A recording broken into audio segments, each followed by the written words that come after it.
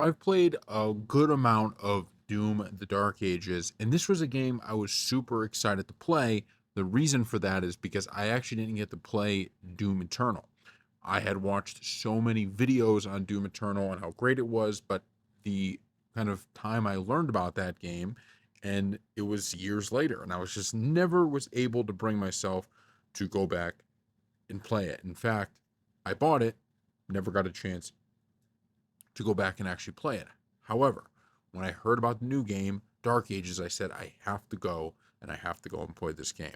So, this is one of those games that you play and you just feel like, I love it, right? It is exactly the opposite of what we've seen from a lot of modern day games, right? A lot of modern games, there's complex things you have to do. It's all this story driven narrative. And don't get me wrong, there is still a story here. But this game is hard, depending on, because you can change the difficulties and do all this stuff, but it's still simple, right? It is the idea of it being simple but complex. Simple but complex. And as you play more, you learn different things. You could use your weapons and your upgrades in different ways to fight the different enemies you have to fight, but it's very easy.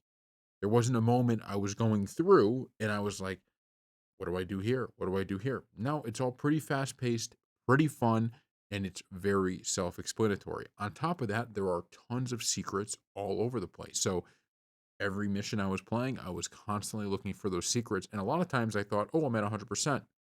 Then you get to the end of the mission, they tell you, and you're like 80%.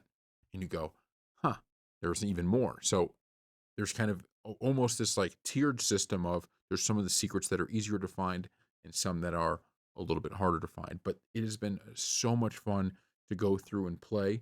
We started doing a little bit of a let's play series. I'm not sure how far we're going to extend that, just because we want to see if it's worth doing a full let's play on. But it is just so great, and it's one of those things that you play for a couple hours, and then a month from now you play again for a couple hours, and you just keep doing that. Expansion hopefully comes out at some point. We get to play some more. Just really a fun game, and it's there's not many like that out today. It's one of those because, and I've talked about this a lot on this channel. There's a lot of games that are released today that, especially these live service games, they just do everything they can to keep you playing for the longest possible time. And why I actually don't like it, it sounds weird, right? Because you would think you're like, oh, I have a game that's keeping me going. This is awesome. But it's actually not good. It's not what you want out of a game because it almost forces you to do a task that you don't really want to do. Whether it's like I remember back in the day, you could be playing the Call of Duty of the day, you could be playing Halo, you could be playing Gears of War, you could be playing all of the games all at the same time and still feel like you were progressing through and having a good time doing it. Now, there's so much, the battle passes, there's so much within each game that you don't actually get the whole year to, get to 10th prestige because you have a battle pass that you have to get through to keep going. Fortnite. I love Fortnite. Such a great game. But you look at it and you go, okay, how many battle passes does this thing have? It's not like I could just grab it again and do it at my own pace. You have to do the new one.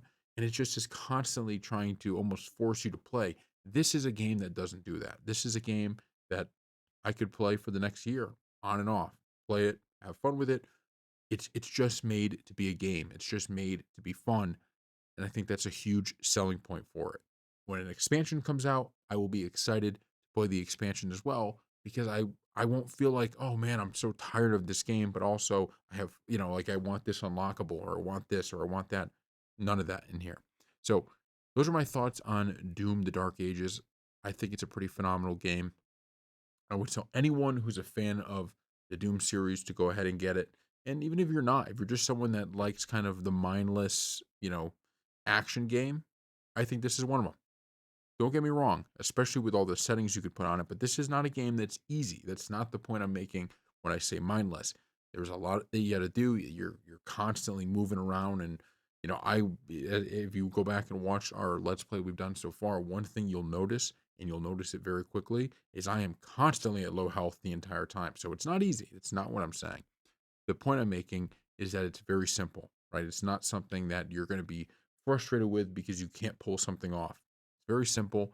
easy to understand, and it's just the gameplay loop is great. And if you like that gameplay loop, well, you got, I think it's 22 missions. Okay, 22 missions of you being able to do it. What a phenomenal game. So thank you all for watching, and we'll see you next time.